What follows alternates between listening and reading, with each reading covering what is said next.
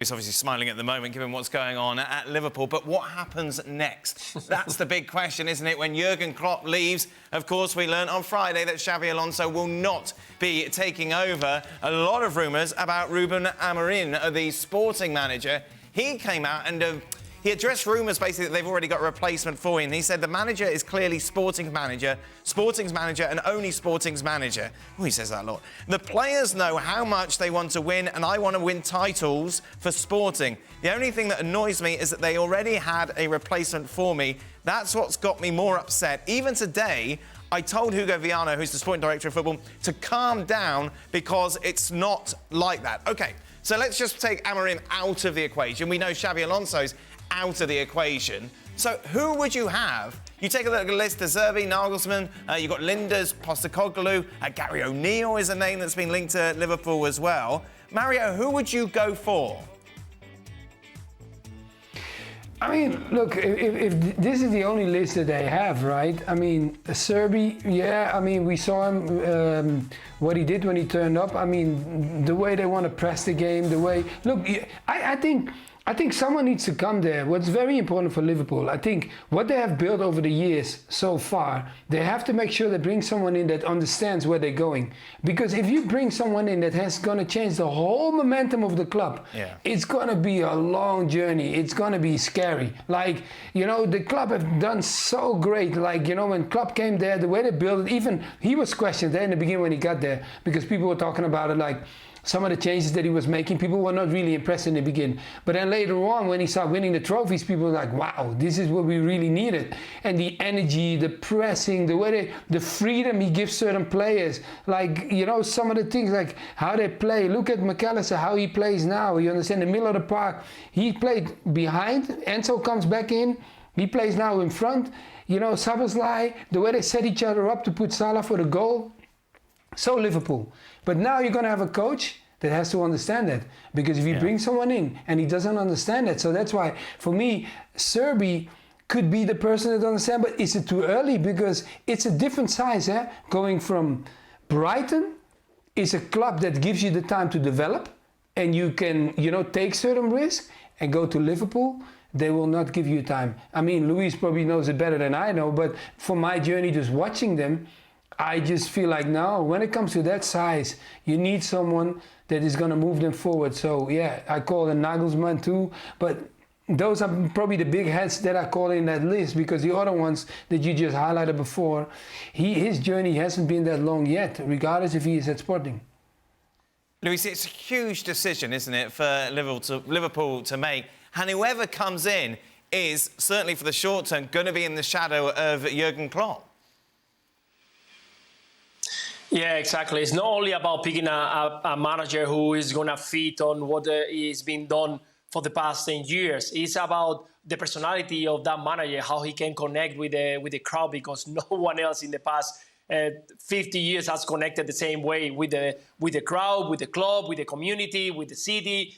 He feels like he is part of the Red family, and he has gave everything to prove that he was worthy as a manager, but also as a person, as part of the city. And that's something that, even though that is not part of the football side, is part of the club history and the club background. So very difficult to find that position, that personality. Then we can go on the technical side or tactical side, and then we can talk about the Serbi and the style of play. Postecoglou, I think, that because of his personality, can manage very well with the journalists, with the club, with the supporters as well. The energy of Unai Emery, I think, will fit as well in a fantastic way. I'm not sure the same way with the rest of what it is, the tactical side. So in the end, it's very difficult to find, because all of them, we can build a new Jurgen Klopp, but we need to understand that there is not going to be another Jurgen Klopp. So we need to start opening our minds to help and find the right manager, thinking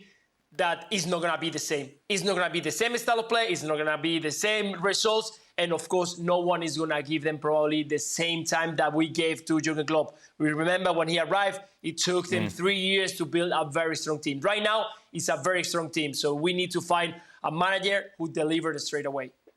Well, which is exactly what Jurgen Klopp has done, which is exactly what someone like Sir Alex Ferguson did, Frank, at Manchester United. But his shadow still looms big over Old Trafford. You know, more than a decade after he left, you're still talking about finding the right fit, the right manager to take over from him.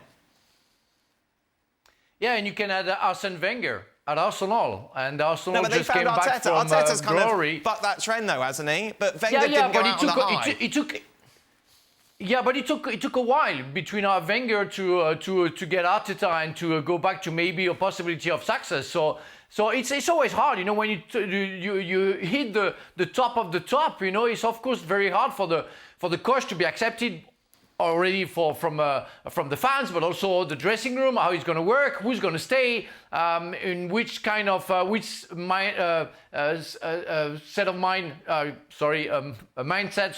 the players are going to be, you know, how it's going to work, you know, Salah's going to stay or not, and some other, Van Dijk as well. Everything might change because Klopp leaving. And even if you have De Zerbi, who I think is the favorite, I don't see Nagelsmann. I think Germany is going to do well and he's going to stay. I don't see Postecoglou. I don't know why he's even in that list. I think he's going to stay at Spurs.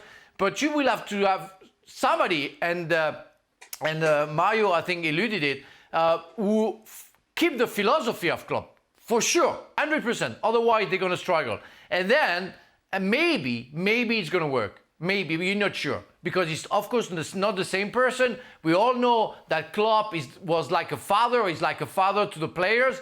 How De Zerbi is going to behave towards those players, being convincing for sure, that's a question mark. We all want, if he signs for the club, that it works, because Liverpool has to stay on the top of the top. But yeah, it's not for sure that you're going to have success. De Zerbi, Bayern Munich, Liverpool, where are you going? I think Liverpool is the most natural, or is the easiest fit, given that he's currently coaching in England. But those are, as everybody's alluding to, really big shoes to fill. Yeah, and Bayern are a mess. And exactly, and you're taking over a team that needs to be completely redone. I think part of the problem that you're alluding to, when you have successful managers at a club and somebody else comes in, when those clubs are as successful as Manchester United or Arsenal, things work really intricately, and any change to that almost throws it off entirely.